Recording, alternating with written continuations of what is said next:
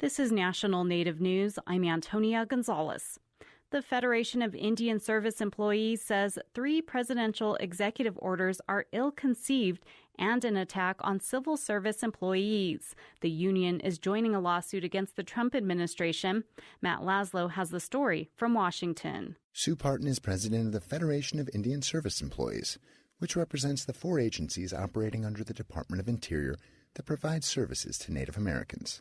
She was angry on May 25th when President Trump issued a series of executive orders to cut back the power of government unions and make it easier for agencies to fire civil servants. It really, to me, impairs our employees' ability to do the job, which ultimately is to provide services to the Native people. According to Parton, it's these agreements that hold companies together and protect employees. But also, more than that, allowed us to collaborate with managers, with management, and human resource offices to address any workplace issues that fell within the collective bargain, the CBA. Parton says these protections that were once ensured are now completely undermined by the set of executive orders. But the president doesn't see it that way. To Trump, the orders fulfill a campaign promise to create a shift in the federal bureaucracy. White House officials say their goal is to make the federal workforce more efficient and responsive to the public and to improve morale for employees who play by the rules. Instead of simply bearing the brunt of the administration's actions, the Federation announced that it would join other national labor organizations in suing the president, claiming he overstepped his authority, violated the U.S. Constitution, and infringed on the separation of powers between the executive and Congress. And Parton says it's about banding together. I really see the services that these agencies are supposed to provide to the Native people being, once again, cut back and curtailed. For National Native News, I'm Matt Laszlo in Washington. More than 40 airmen from the South Carolina Air National Guard and other military members have been deployed to Gallup, New Mexico to help build homes for Navajo people. The Civil Engineer Squad is constructing framed houses in a warehouse and on the reservation. The project is a 20-year partnership between the Southwest Indian Foundation and the military.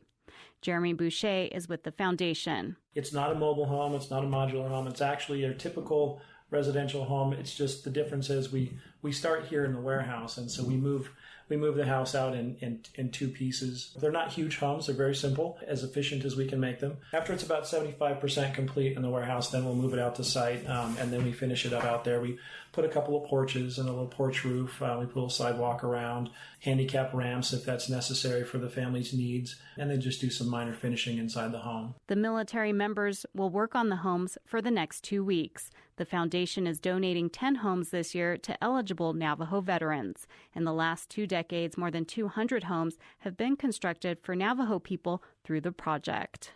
The Cheyenne River Sioux Tribe in South Dakota has declared a disaster following storms which hit the reservation in late June through early July. The tribe says the storms were more violent than anticipated, and many residents went without power for days and lost structures. The storm also impacted vegetation and grazing land. The tribe has implemented a command center for residents. The disaster declaration will help the tribe and members with additional resources to recover from the storms. On Thursday, President Trump made additional disaster assistance available for the Seminole Tribe of Florida. The increased funding is expected to help with projects after 2017 Hurricane Irma impacted the tribe.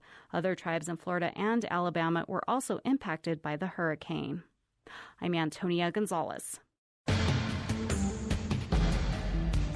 National Native News is produced at the Annenberg National Native Voice Studios by Kawanak Broadcast Corporation. Funding is by Odawi Law Group, provider of Indian law solutions, and by the Corporation for Public Broadcasting, with support from the Public Radio Satellite System. Support by First Tribal Lending, NMLS 150009, the nation's most experienced Section 184 lending team. Info for home loans on and off the reservation available at onetribal.com. That's the numeral 1tribal.com. Support provided by Freedom Lodge. Is historical trauma a concern in your community? You can join our Historical Trauma Master Class beginning February 2018. Registration deadline is December 1 at freedomlodge.org. Native Voice One, the Native American Radio Network.